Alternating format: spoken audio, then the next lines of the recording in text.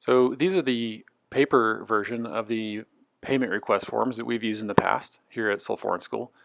Our amazing IT team has created an online form for you to use. So hope you enjoy this video that shows you how to use the online version of the green and white form that you used to use for reimbursement and payment requests.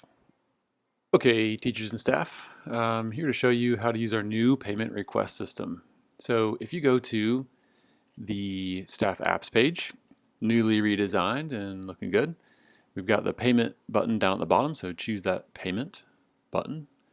And you may have to log in. I'm already logged in here, so I'm going to choose create request.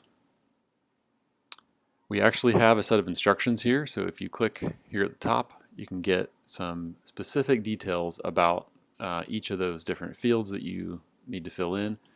But that's why I made this video, to show you. So normally you're going to pay something back to yourself, so it's a reimbursement. You can choose other people or enter something manually if you need to. You can choose your approver, so whoever is the normal person that would approve your budget. Add in a description, choose a date of spending, select one of the options from spending type. Under currency here, you need to choose Korean won or US dollar. Please include the budget code as long as you know it. If you don't know it, it's actually not required, but that would be great. If you already know it, that's perfect. Put in the amount, of course.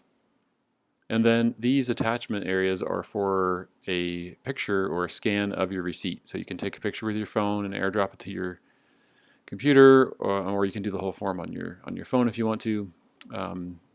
Or you can scan it in or whatever you want to do, and then attach the receipts, and then you click submit. That's it, guys. Hope you like the new system. Less paper, save a few baby trees, and thanks for watching.